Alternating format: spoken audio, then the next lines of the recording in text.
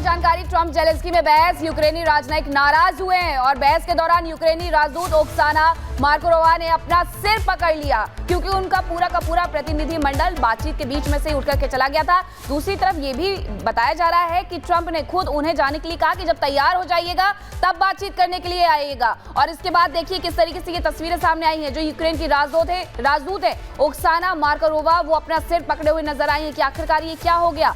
जहां बात होनी थी वहां विवाद हो गया और इसे लेकर के कहीं ना कहीं वो पछताती हुई नजर आई हैं। जो कल हुआ वो सबके सामने, पूरी दुनिया के सामने है कि आखिरकार किस तरीके से दोनों ही देशों के राष्ट्राध्यक्ष आपस में भिड़ जाते हैं। हमारे साथ निपुण आलम बायान है जो कि विदेश मामलों के जानकार हैं।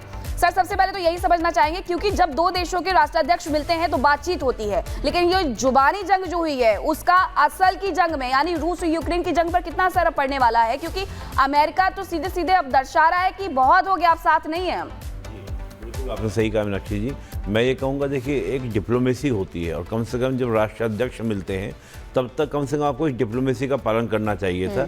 और इस प्रकार की जो तीखी नोकझोंक हुई तो मैं ये कहूँगा कि ये आपका एक औपचारिक मुलाकात में एक औपचारिक युद्ध भी था। बस ये था कि इसमें सेना नहीं प्रेसिडेंट लड़ रहे थे और ये इसका परिणाम ये निकलेगा कि ये जो वॉर होना था, जो रुकना था, वो कहीं ना कहीं अब वॉर आगे बढ़ेगा और आगे तीव्र होगा। और यूक्रेन, बिल्कुल सही कहा प्रेसिडेंट ट्रंप ने कि यूक्रेन इन ट्रबल। आप देखिए 350 मिलियन तस्वीरें देखिए कि किस तरीके से जो बातचीत है वो हो रही है। यानी कि ये समझा जाए कि मतलब जब दो देशों के डेलीगेशन भी मुलाकात करते हैं तो इस तरीके से बात नहीं करते हैं जैसे दो देशों के राष्ट्राध्यक्ष बात कर रहे हैं। आप देखिए किस तरीके से उंगलियां दिखा करके, हाथ दिखा करके, क्योंकि भाषा का और साथ साथ आपकी बॉडी लैंग्वेज का बहुत असर होता है जब इस तरीके की मुलाकातें होती हैं। मतलब ये ऐसा लग रहा है जैसे नुक्कड़ पे दो लोग लड़ नहीं जाते, उस टाइप का जो चाय की ठड़ी पे जो लड़ जाते हैं लोग, उस तरह से मैं समझता हूँ कहीं ना कहीं that is a failure of the diplomacy. और जेलेंस्की ने उस कैरेक्टर को दिखाया जिस कैरेक्टर से वो आए थे। एक कॉमेडियन तो थे, मतलब मैं बार बार इस बात को बोलता आया हूँ कि कम से कम आपको एक अंतर्राष्ट्रीय मर्यादाओं का ध्यान रखना चाहिए था।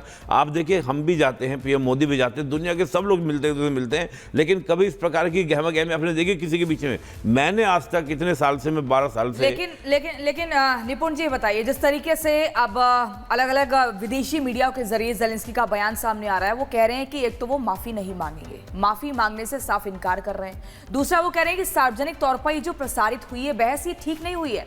ऐसे में अगर अमेरिका अब अपना पूरा सपोर्ट वापस ले लेता है तो फिर जेलेंस्की के लिए अब यूक्रेन को रूस से बचाना मुश्किल हो जाएगा।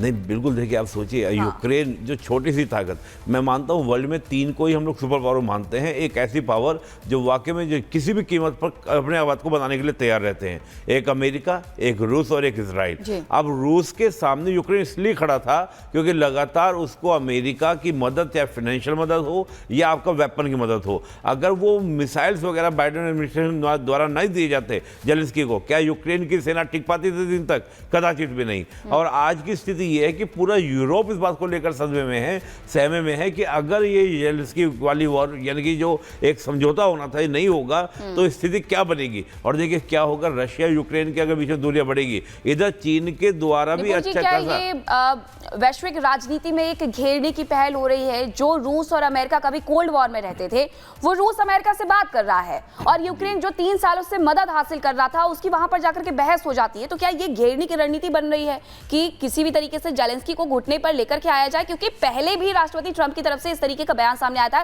कि आप तानाशाह हैं और उसके बाद उन्होंने यहां तक कह दिया था कि अगर यूक्रेन में शांति हो सकती है तो मैं इस्तीफा भी दे दूंगा। देखिए मैं ये कहता हूं कि हमेशा आप ठीक है बयान आप एक दूसरे सामने दीजिए, अलग दीजिए, लेकिन जब सामने बैठे हो ना तब तो आपका क्या एक डिप्लोमेटिक तरीके से बातों पे कुछ ना कुछ समझौता करना चाहिए था। और जेलेंस्की को समझना चाहिए, Zelensky is a buffer state. हम बोलते हैं यूक्रेन एक छोटा स्टेट है और एक बफर स्टेट की तरह है। 2 महाशक्तियों की लड़ाई के बीच में वो अपने आप को रोंद रहे हैं, इतनी उनको समझ में नहीं आ रही है। एक बार यूक्रेन बोलता है कि मुझे मेरी सोवरेंटी। देखिए बात समझनी चाहिए। मैं हमेशा उदाहरण देता हूँ नेपाल भूटान का। जो चीन और भारत के बीच में नेपाल भूटान आपका क्या बफर स्टेट है। अगर नेपाल चीन के फेवर में जाता है तो हमको टेंशन होती है, और इसी तरह अगर चीन के हमारे फेवर में आता है नेपाल, हमें चीन को दिक्कत होती है। यही स्थिति आपकी यूक्रेन की है। तो यूक्रेन को बात समझना चाहिए कि छोटे स्टेट होने के नाते आप जो सोवरेंटी की जिद करते हैं, जिद क्या कि मुझे नाटो मेंबर बनाओ, बनाओ, मुझे EU का मेंबर बनाओ। तो जिद से देश नहीं चलते, देश चलते हैं डिप्लोमेसी से, एक दूसरे के इंटरेस्ट को, एक दूसरे के देशों के इंटरेस्ट को समझते हुए। अमेरिका कह रहा है कि 350 बिलियन हमने तुम्हें दिए,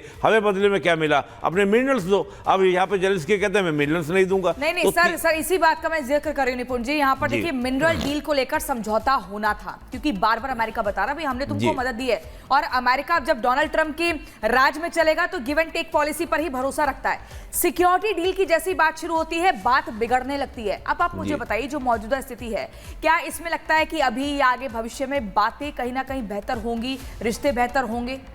इसी बीच एक बड़ी खबर आ रही है, इसी का सवाल का जवाब दीजिएगा। एक बड़ी खबर अपने दर्शकों को बता दें, ट्रंप जेलेंस्की में बहस। दुनिया जेलेंस्की के समर्थन में आए, यूरोप के कई देश ऑस्ट्रेलिया कनाडा में जेलेंस्की के समर्थन में आए हैं। ऑस्ट्रेलिया कनाडा जेलेंस्की के समर्थन में आए हैं निपुण जी। तो ऐसे में अब इसको किस तरीके से देखा जाए? दो धड़ों में दुनिया बंटती हुई दिख रही है, कुछ जेलेंस्की का सपोर्ट करेंगे, कुछ डोनाल्ड ट्रंप का करेंगे। लेकिन ऐसे में अब आप ये बताइए कि रिश्ते बेहतर होने की उम्मीद कहां तक दिख रही है, और दो धड़ों में बंटती दुनिया को कैसे? और इसमें मैं एक छोटा सा सवाल और ऐड कर देती हूँ कि तुर्की के हमने पिछले दिनों बातें सुनी थी, तुर्की की तरफ से भी ये कहा गया था कि वो जेलेंस्की का समर्थन करेंगे। जी देखिए, पिछले दिनों आप देखिएगा यूरोप जो है लगातार इस बात को सहमे में है, सदमे में है कि बाइडेन एडमिनिस्ट्रेशन तो यूक्रेन की सपोर्ट कर रहा था, ट्रंप एडमिनिस्ट्रेशन ने सपोर्ट करना बंद कर दिया। तो जो एक सिक्योरिटी की गारंटी अमेरिका के द्वारा यूरोप को मिलती थी वो कहीं ना कहीं ब्रेक हुई है। अब आप देखिए, कल ही आप देखिए EU के जो प्रेसिडेंट है वो भारत में बैठे हुए थे और भारत के साथ नए समझौते FTA करने के लिए बिल्कुल कवायद कर रहे थे। उधर आप देखिए पुतिन की स्पोक पर्सन का स्टेटमेंट ये आता है कि EU president just like a bagger on the front of India, यानी कि इंडिया के सामने भिखारी की तरह जा रहे हैं। रीजन क्योंकि अमेरिका ने उनको क्या कर दिया, डंप कर दिया है, और उधर चीन ने जो सप्लाई चेन के ऊपर कंट्रोल किया है। तो इस समय जो यूरोप बोलता था कि यूरोप जो है just like a garden and पूरा वर्ल्ड जो है वो जंगल की तरह है। आज स्थिति यूरोप की ये है कि वो किसके पाले में जाए, वो अमेरिका को पकड़े या रशिया को पकड़े। खास तौर से मैं देख रहा हूँ जर्मनी और ज्यादा नाराज है। जर्मनी तो ये कहता है कि जो नई गवर्नमेंट आई, जो नए प्रेसिडेंट बनने वाले हैं जर्मनी के अंदर, चांसलर जो हैं, वो ये कह रहे हैं कि we want to independent of the USA, कि हमको अमेरिका से आजादी चाहिए। और आजादी ओलाफ शोल्ज का वो बयान हम सबने सुना भी साहब। बिल्कुल सर आपके पास लौटू, लेकिन इस बीच एक बड़ी खबर आ रही है, वो भी आपको बता देती हूँ। इटली की पीएम मेलोनी ने आपात बैठक बुलाने की मांग की है, अमेरिका यूरोप यूक्रेन में समिट की मांग की है। तो देखिए ये बड़ी खबर है सर कि इटली की प्रधानमंत्री खुद भी अब आपात बैठक बुला रही है। अब इटली की अगर हम रुख की बात कर ले तो किस तरफ जाने वाली है, क्योंकि इटली की पीएम का भी पिछले दिनों हमने बयान सुना था, जो वो तिगड़ी की बात कर रही थी कि एक तरफ भारत है, एक तरफ अमेरिका है, और एक तरफ हम यानी इटली की पीएम है। ठीक है सर, आपके पास लौटू, लेकिन इसी के बीच आपको और भी खबरें हैं जो दर्शकों को मैं पहुंचा देती हूं। जहां ट्रंप के सामने यूक्रेन के राष्ट्रपति ने बहस तो कर ली, लेकिन अब सबसे बड़ा सवाल यही है कि वो पूरे यूक्रेन के लिए कई सवाल छोड़ गए हैं। अमेरिका लौटेंगे या नहीं लौटेंगे, वो सवाल जिनका जवाब अब यूक्रेन को खोजना ही होगा कि आखिरकार अमेरिका साथ नहीं देगा तो साथ कौन खड़ा होने वाला है।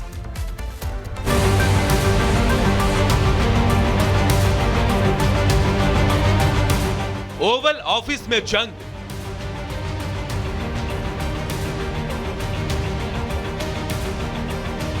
ट्रंप ने दिखाया अपना रंग,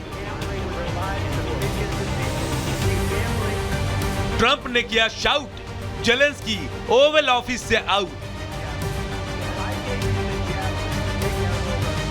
जेलेंस्की ने कभी सोचा नहीं था कि जिस अमेरिका के भरोसे 3 साल से वो रूस जैसी शक्ति से लड़ रहे थे, उसी अमेरिका के सबसे बड़े दरबार में उनकी इतनी बेइज्जती हो जाएगी।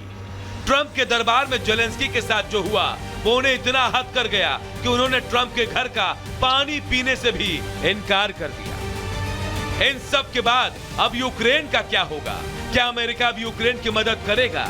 कहीं ट्रंप का टैरिफ वाला चाबुक यूक्रेन पर तो नहीं चलेगा?